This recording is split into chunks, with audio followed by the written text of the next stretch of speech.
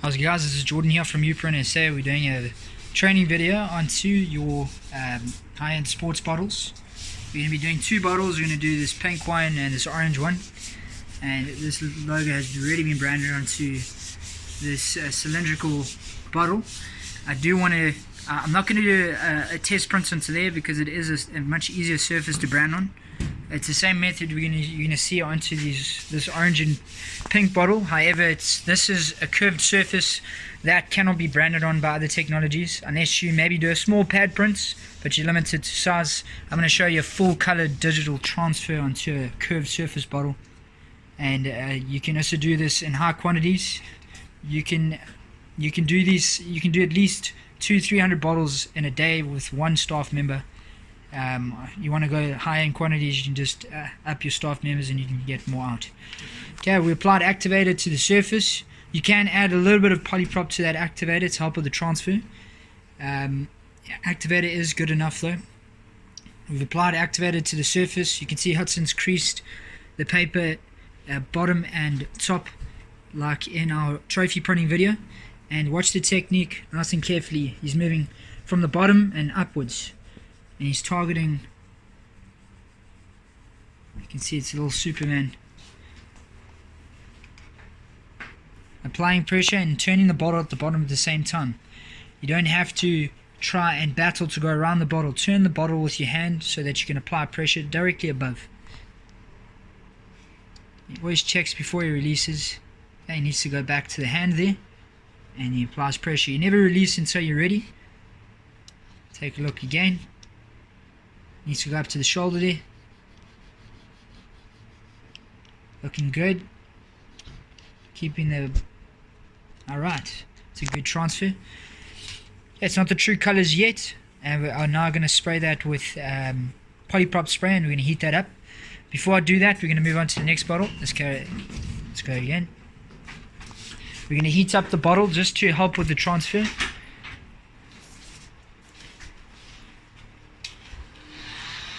So what he's doing here is just heating the bottle up just to like a 30 to 40 degrees.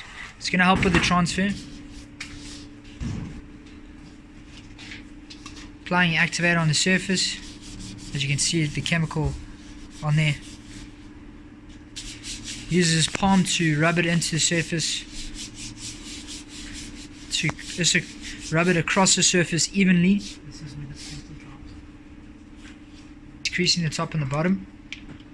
Once you're in production, it gets faster and faster and faster. You can start to do, instead of doing a bottle every 30 seconds, you can go lower.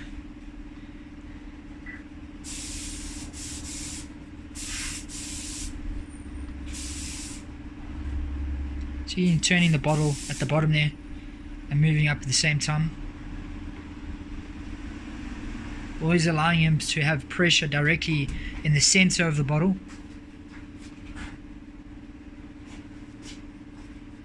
Very simple jig this. We just use two of our magnetic high density foam pads that you can get from Uprint. Needs to go to the top right there. Again, checking before releasing. Always bringing the finger right down to the corner before taking the paper completely away. Alright, so that is not the true colors yet. We are now going to spray that with polyprop in the next video. Thanks. Alright, so we're going to move on to the spraying process. We're using the polyprop in the spray gun. You can go ahead, Hudson.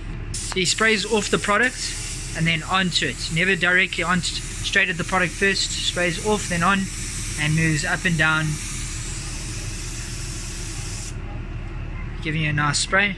Okay, we're going to do the other bottle. We're just going to get it nice and close now. You can see how the colors change.